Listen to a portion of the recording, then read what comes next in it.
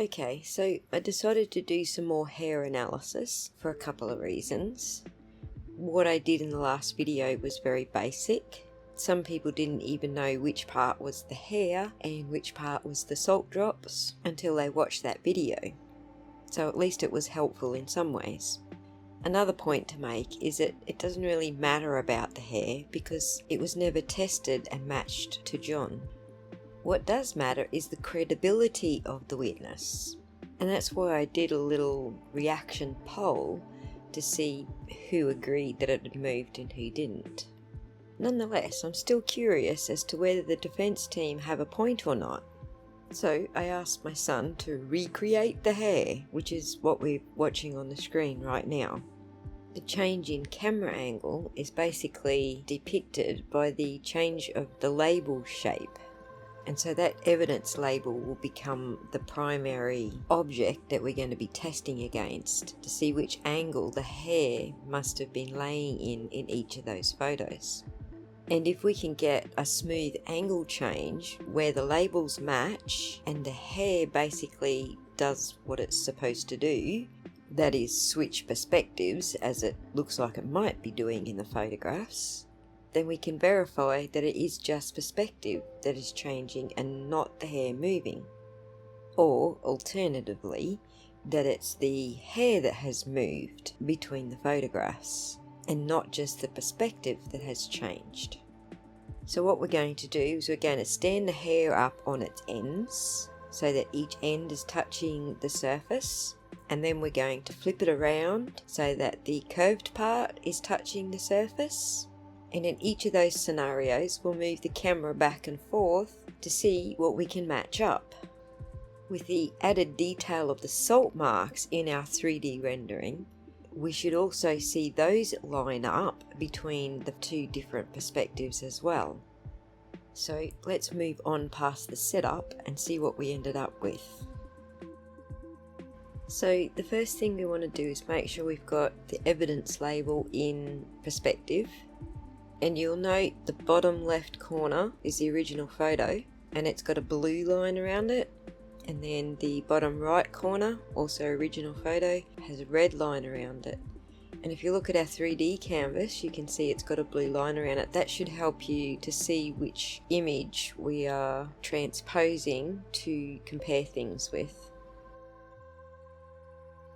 And here you'll see where we switch camera angles to check if the evidence label is in perspective. And now we'll place a hair next to the evidence label, and this is pretty close to real size.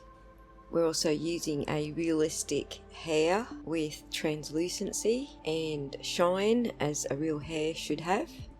And as you can see here, we can swing the hair back and forth to create the backward C and the forward C that Yannetti was talking about.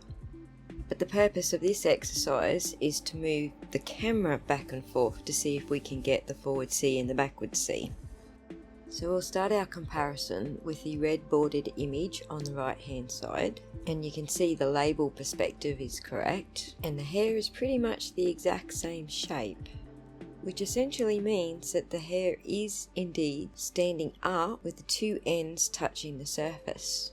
But when we switch camera angles, the backward C becomes more pronounced, not less pronounced, and it doesn't switch directions.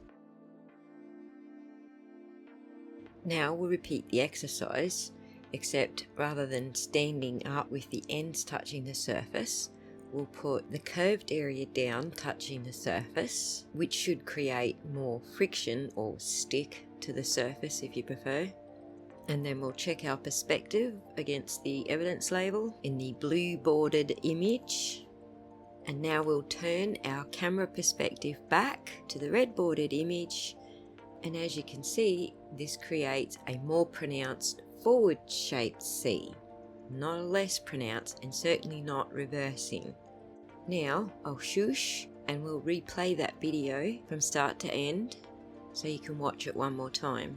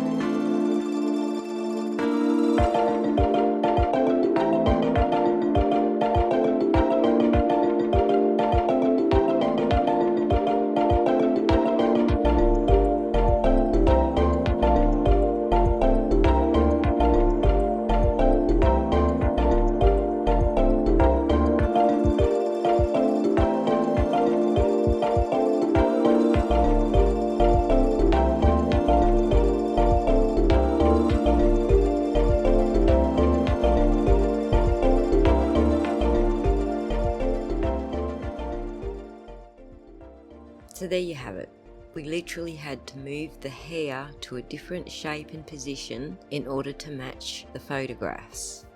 This means the defence had it right. That hair literally did move while it was in Sallyport between the two photos. I don't know what game this witness is playing, but there's no way she didn't know that that hair moved. She was in charge of the camera. She took both photos. She didn't even try to point at Proctor. It really just bugs me that people can lie with such a straight and convincing face. And it bugs me even more that she willingly took these two photographs knowing that it could put Karen Reid in jail for life.